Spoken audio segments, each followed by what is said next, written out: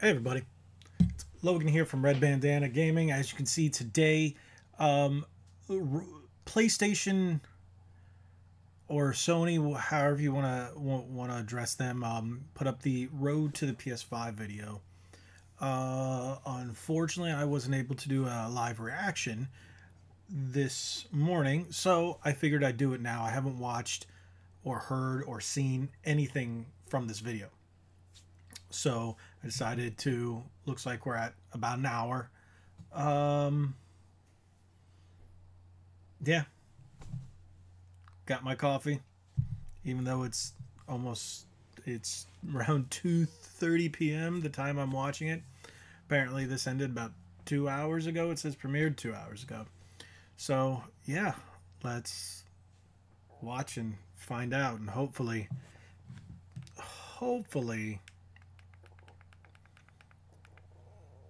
yeah, I don't even know what to hope for. I'm just, yeah. Unfortunately, we had to cancel the talk that we had planned for GDC. But we do have some super exciting news about PS5. And who better to bring that to you? Super exciting news. Yeah, it's probably weaker than the Xbox, but thank you, Jim. We knew that coming in. Vio laptop? There will Vio? be lots of chances. I thought Sony sold that off. PlayStation 5 games. Today, I want to talk a bit about our goals for the PlayStation 5 hardware and how they influenced the development of the console. I think you all know I'm a big believer in console generations. Once every 5 or 6 or 7 years, a console arrives with substantially new capabilities. There's a lot of learning by the game developers, hopefully not too overwhelming, and soon there's games that could never have been created. That's funny that they left. Now, it used to be that as a console designer, you'd somehow the wireframe on the original PlayStation, but not the other ones. Capabilities for the new console, and then build it in complete secrecy. For the PlayStation consoles, that period lasted through PlayStation 3, a powerful and groundbreaking console, but also one that caused quite a lot of heartache, as it was initially difficult to develop games for. So, starting with PlayStation 4, we've taken a different approach, roughly centered around 3. I'm going to plug this in because I can't seem to hear this too well. The first of these is listening to the developers, which is to say that a lot of what we put into a console derives directly from the needs and aspirations of the game creators. We definitely do have some ideas of our own, but at the core of our philosophy for designing consoles is that game players are here for the fantastic games, which is to say that game creators matter. Anything we can do to make life easier for the game creators or help them realize their dreams, we will do. So, about once every 2 years, I take a tour of the industry. I go to the various developers and publishers, sit down, and discuss how they're doing with the current consoles and what they'd like to see. Why does he talk? This requires weeks. I feel like I'm being talked to like I'm a child. The game creators involves talking to well over 100 people at something like 24 publishers and developers. And it is incredibly valuable. By the way, the feature most requested by the developers, that was an SSD, which we were very happy to put in the hardware, but a lot of problem solving was required. I'll be doing a deep dive on the SSD and surrounding systems later on in this talk. It's also key to make a generational leap while keeping the console sufficiently familiar to game developers. I think about this in terms of balancing evolution and revolution. Now, with PlayStation 1, 2, and 3, the target was a revolution each time with a brand new feature set. That was great in many ways, but time for the developers to get up and running got longer with each console. In the past, I've called this time to try. If I didn't have my coffee, I don't know what I'd be doing, because, oh my God. To be clear, I'm not talking about time to make a game. Developers will be ambitious, and it may take them 6 years or so to realize their vision. What I'm talking about is that dead time before graphics and other aspects of game development are up and running, and trying to minimize that.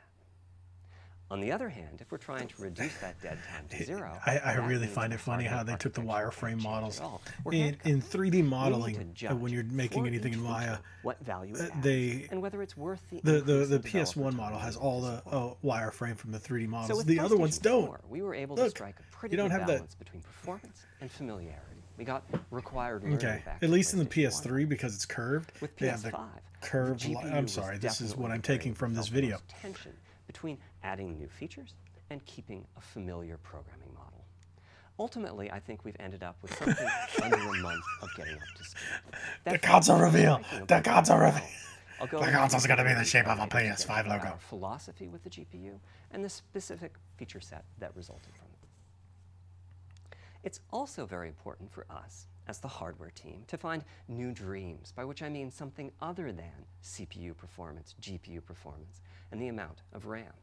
The increase in graphics performance over the past 2 decades has been astonishing, but there are other areas in which So are you telling me power doesn't provide matter? significant value to the game creators, and through them, the players. That's why the SSD was very much on our list of areas to explore, regardless of Oh, excuse me. No, I don't have the sickness. Publishers. The biggest feature in this category is the custom engine for audio. That's today's final topic.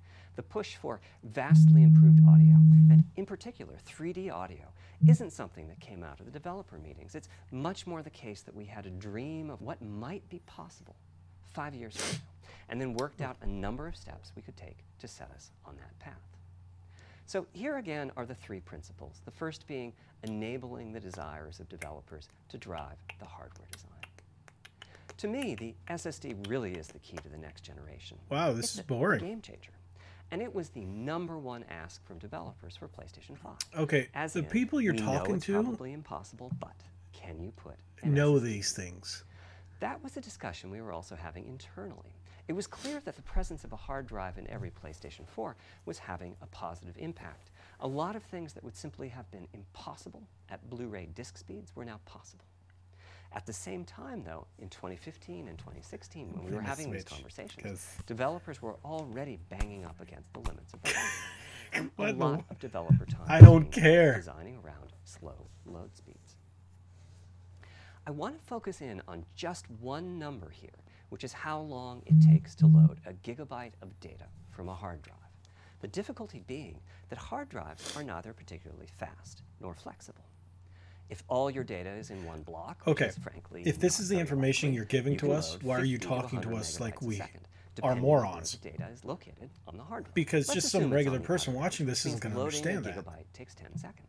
If you compress your game packages, you can fit more data on the Blu-ray disc and also effectively boost your hard drive read speed by the compression ratio.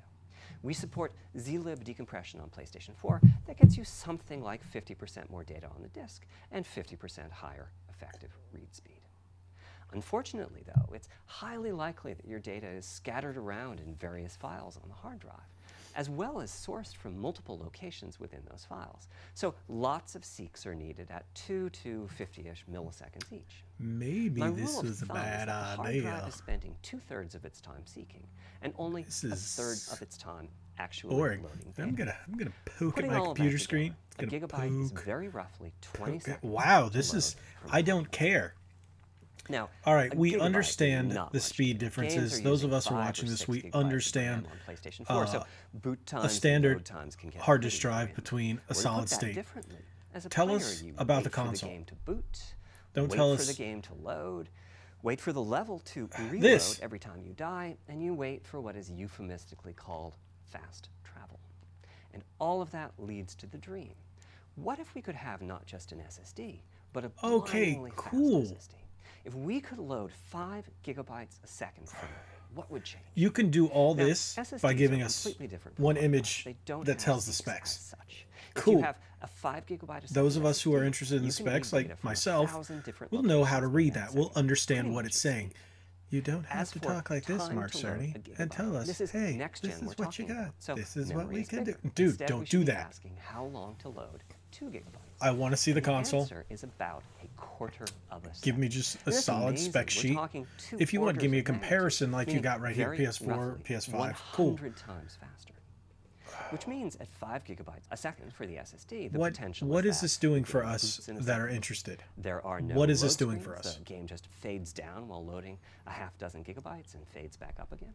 Same for a reload. You're immediately back in the action after you die. Are you And going to show us fast more travel games? becomes Are so you fast going it's to show us the blinking missile. console? As game Are you going to creators, tell we go us from it's the trying to most powerful distract thing on the player planet? From how long fast travel is taking, like those Spider-Man subway rides, to being so blindingly fast that we might even have to slow that transition down. Pretty cool, right? But for me, this is not the primary reason to change from a hard drive to an SSD. The primary reason for an ultra-fast SSD is that it gives the game designer freedom. Or to put that differently, with a hard drive, the 20 seconds that it takes to load a gigabyte can sabotage the game that the developer is trying to create. I think almost all of us in the room experience this, maybe in different ways. Say we're making an adventure game, and we have two rich environments where we each want enough textures and models to fill memory, which you can do as long as you have a long staircase, it's a huge cup of coffee. I don't know if you can see it. It's got Ninja Turtles on it. Where you can ditch the I made myself an Irish coffee, of course, from yesterday, and well, I'm Irish every day, but still. Ride is a little extreme. More realistically, we'd probably chop the world into a number of smaller pieces and then do some calculations with oh my god, now I see why RGT85 didn't do this. Oh wow, he made an 11-minute reaction video. The game is 20 years old, but not much has changed since then. All those twisty passages are there for a reason. There's a whole subset of level design dedicated to this sort of work, but still, it's a giant distraction for a team that just wants to make their game. So when I talked about the dream of an SSD, part of the reason for that 5 GB a second target was to eliminate loads, but also part of the reason for that target was streaming. As in, what if the SSD is so fast that as the player is turning around, it's possible to load textures for everything behind the player in that split second? If you figure that it takes half a second to turn, that's 4 GB of compressed data you can load. That sounds about right for next gen. Anyway, back to the hard drive. Another strategy for increasing effective read speed is to make big sequential chunks of data. For example, we might group all the data together for each city block. That removes most of the seeks, and the streaming gets faster. But there's a downside too, which is that frequently used data is in many chunks, and therefore is on the hard drive. All of us watching this know this. Marvel's Spider-Man uses this strategy, and those who don't know this, you've just bored the shit out of them. There's a massive duplication as a result. Some of the objects, like mailboxes or news racks, are on the hard drive 400 times. What I'm describing here are things that cramp a creative director's style. Either level design gets a little bit boring in places, or the data is duplicated so many times that it no longer fits on the Blu-ray disc. And you end up with hard limits on the player's run speed or driving speed. The player can't go faster than the load speed from the hard drive. We understand how SSDs work. Many work. of you have noticed that after a patch download, it's TV the PlayStation 4 will sometimes take a long time to install the patch. That's because when just part of a file has been changed, the new data can be downloaded pretty quickly. You don't have to explain how a brand new file has to be constructed that includes the changed portion. Otherwise, every change would add a SIC or two. Explain this to Even us. so, you can occasionally see this happening on game titles. They start to hitch once they get patched enough. With an SSD, though, no seeks, so no need to make brand new files with the changes incorporated into them, which means no installs as you know them today. I woke up, I turned up the air conditioner. There's yet one more benefit, which is that system memory can be used much more efficiently. On PlayStation 4, game data on the hard drive feels very distant and difficult to use. By the time you realize you need a piece of data, it's much too late to go out and load. Just so you guys know, you don't have to watch this video at all today. If it gets one view, I'm sorry. Trying to entertain you while this is... A lot of the 8 gigabytes I get it. I get it. 8 gigs GDDR5. Cool. It's great. Potentially used. On PlayStation 5, though, the SSD is very close to being like more RAM. Typically, it's fast enough that when you realize you need a piece of data, you can just load it from the SSD and use it. There's no need to have lots of data parked. We've had SSD for years. To potentially be used. A we different get way it. of saying that is that most of RAM is working on the game's behalf. This is one of the reasons he did say it was, one of the most things asked about. Feels right for PlayStation 5. So if people are asking about it, they pretty much know about it. Reduces the need for a massive intergenerational increase in size. So back to the dream of the SSD. Here's the set of targets. Boot the game in a second. No load screens. Design freedom, meaning no twisty passages or long corridors. More game on the disk and more game on the SSD. But what's wrong with those corridors? And finally, those patch installs go away. The reality, though, is that the SSD is just one piece of the puzzle. There's a lot of places where bottlenecks can occur in between the SSD and the game code that uses the data. You can see this on PlayStation 4. If I use an SSD with 10 times the speed of a standard hard drive, I probably see only double the loading speed, if that. For PlayStation 5, our goal was not just that the SSD itself be 100 times faster. That's a pretty cool mic. It was that game loads and streaming would be 100 times faster. So every single potential bottleneck needed to be addressed. And there are a lot of them. Let's look at check-in and what happens when its overhead gets 100 times larger. Conceptually, check-in is a pretty simple process. Data is loaded into system memory from the hard drive or SSD. It's examined. And it's an hour of few this. Values are tweaked to check. And we've only gone through 15 and then minutes. It's moved to its final location. I'm so sorry, everybody. The SSD speeds we're talking I had no about, clue it was going to be like moving the this. Data, meaning None. copying it from one location to another, takes roughly an entire next-gen CPU core. And that's just the tip of the iceberg. If all the overheads get 100 times larger, that will cripple the frame rate as soon as the player moves, and that massive stream of data starts coming off the SSD. So to solve all of that, we built a lot of custom hardware, namely a custom flash controller and a number of custom units in our main chip. Okay. The flash controller in the SSD was designed for smooth and bottleneck-free operation, but also with games in mind. For example, there are 6 levels of priority when reading from the SSD. Priority is very important. You can imagine the player heading into some new location in the world and the game requesting a few gigabytes of textures. All right, that was good for about a moment. And while those textures are being loaded, an enemy is shot and has to speak a few dying words.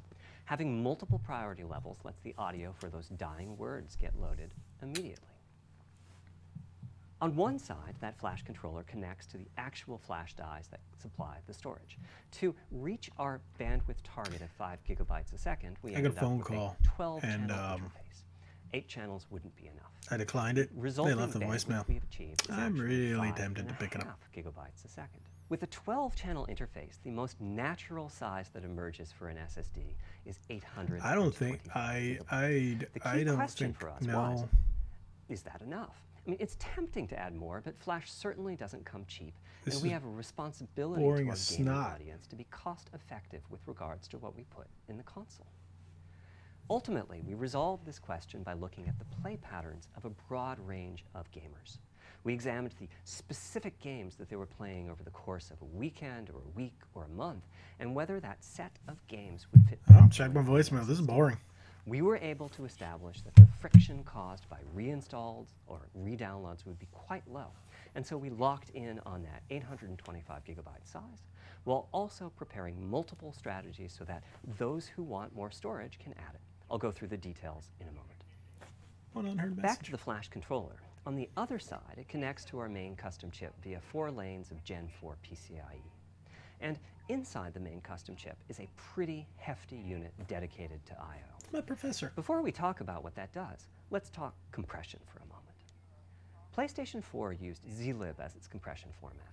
We decided to use it again on PlayStation 5, but on my 2017 tour of developers, I learned about a new format called Kraken from Rad Game Tools.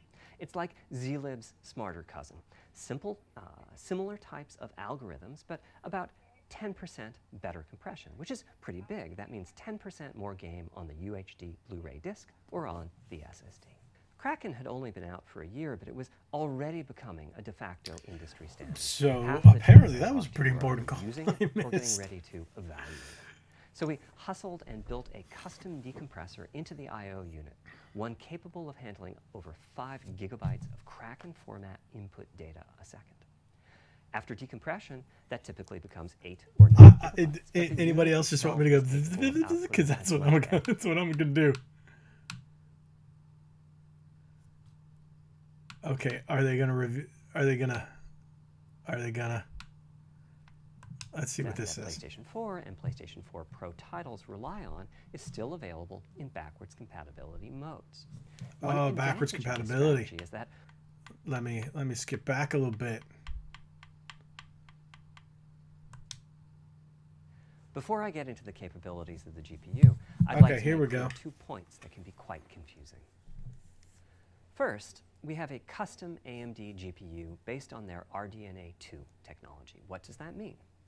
AMD is continuously improving and revising their tech. For RDNA 2, their goals were, roughly speaking, to reduce power consumption by re-architecting the GPU to put data close to where it's needed, to optimize the GPU for performance, and to add a new, more advanced feature set. But that feature set is malleable, which is to say that we have our own needs for PlayStation, and that can factor into what the AMD roadmap becomes. So collaboration is born. If we bring concepts to AMD he's got blue glasses. that are Those are pretty widely cool. useful, then they can be adopted into RDNA 2 and used broadly, including in PC GPUs. If the ideas are sufficiently specific to what we're trying to accomplish, like the GPU cache scrubbers I was talking about, then they end up being just for us. If you see a similar discrete GPU available as a PC card at roughly the same time as we release our console, that means our collaboration with AMD succeeded in producing technology useful in both worlds. It doesn't mean that we as Sony simply incorporated the PC part into our console. It does. This continuous improvement in AMD technology means it's dangerous to rely on teraflops as an absolute indicator of performance, and CPU count should be avoided as well. In the case of CPUs, we all understand that. Oh, we don't have the power, but ignore the fact that we don't have the power. CPUs, but we never think that meant the capabilities and performance are equal. It's the same for CUs. For one thing, they've been getting much larger over time. Adding new features means adding lots of transistors. In fact, the transistor count for a PlayStation 5 CU is 62% larger than the transistor count for a PlayStation 4 CU. Second, the PlayStation 5 GPU is backwards compatible with PlayStation 4. What does that mean?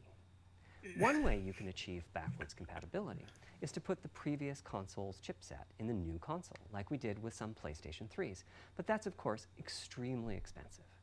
A better way is to incorporate any differences in the previous console's logic into the new console's custom chips, meaning that even as the technology evolves, the logic and feature set that PlayStation 4 and PlayStation 4 Pro titles rely on is still available in backwards compatibility modes. One advantage of this strategy is that once backwards compatibility is in the console, it's in. It's not as if a cost down will remove backwards compatibility like it did on PlayStation 3.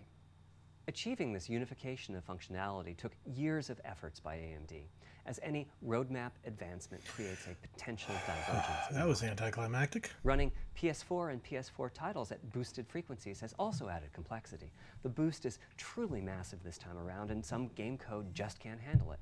Testing has to be done on a title-by-title basis. Results are excellent, though. We recently took a look at the top 100 PlayStation 4 titles as ranked by playtime, and we're expecting almost all of them to be playable at launch. Company, or is just how many hours people play? With regards to new features, as I said, our strategy was to try to break new ground, but at the same time not to require use of the new GPU capabilities. For more than a decade, GPUs have imposed a restriction on game engines. Software handles vertex processing, but for the most part, dedicated hardware is responsible for the triangles and other geometry that the vertices form.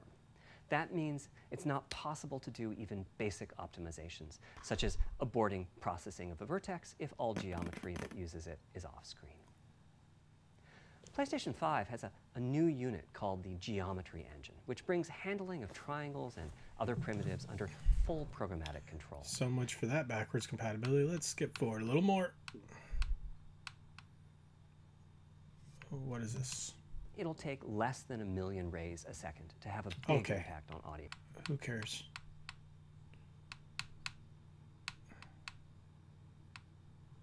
What is this? It's simply about engine quality. It's about the minutia of what's being displayed.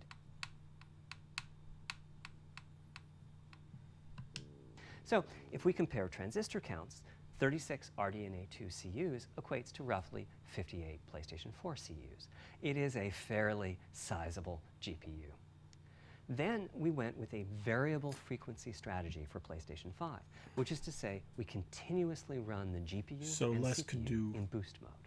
We supply a generous amount of electrical power and then increase the frequency of GPU and CPU until they reach the capabilities of the system's cooling solution. It's all right, are you going to show us what this thing looks like? Players, we experience the game through the visuals, through audio, and through the feedback we receive. certainly nothing comparable on PlayStation 4. Probably the most dramatic progress in the PlayStation 4 generation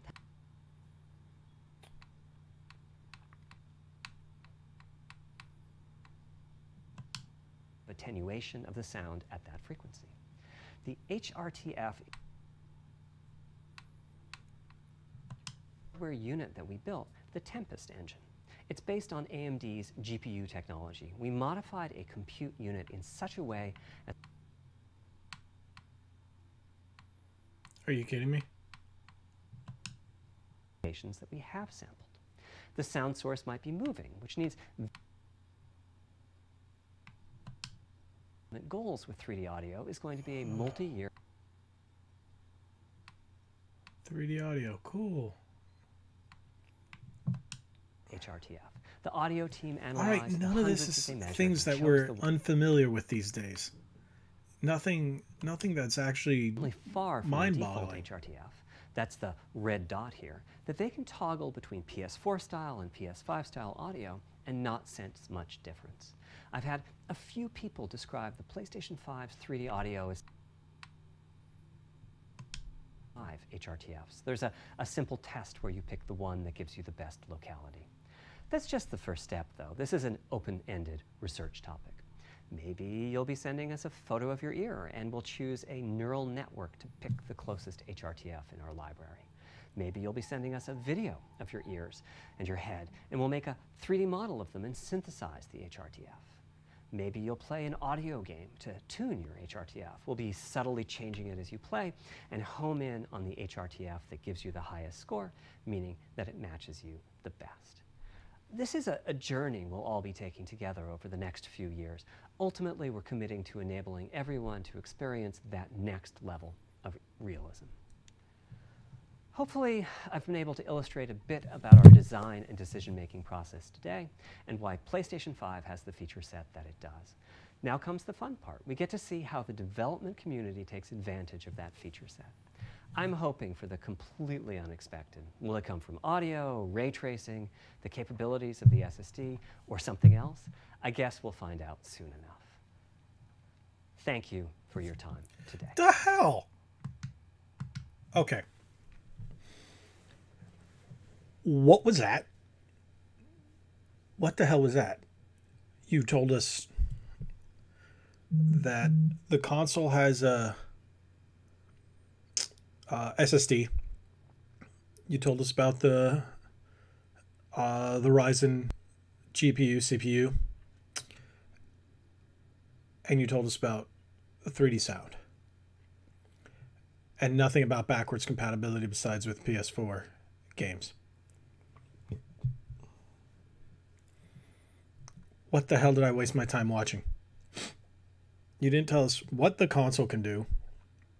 You told us it can play games efficiently and fast. Cool. No video footage. Didn't show us a console. Didn't show us a controller. Didn't show us any new features. You just pretty much showed us it's pretty efficient. Cool. The average consumer doesn't care about that. They care about what games they're going to play, how it's going to look, the new features that they interact with. Sound is one thing, visuals are one thing, cool, but what else can the machine do that we can touch and feel and see, and that are tangible features, something, you know, that makes it truly feel next gen besides loading faster, sounding better. I don't know. I'm sorry about this. This was a whopper of a video of a disappointment. I'm upset. But hey, is what it is. Thank you guys for watching. Yeah, I don't even know what to say. Head on over to redbandanagaming.com. Check out our socials at Red Bandana Gaming on Facebook and Instagram. Twitter at RBG_retro. Like we always say, subscribe. If you haven't already, hit that subscribe button. It really helps out. Unlike this content, I don't even know what to think. But hey, yeah. Thanks again. Like we always say, Be legendary. Yeah, I don't know what to do. This is a thing. This is a thing.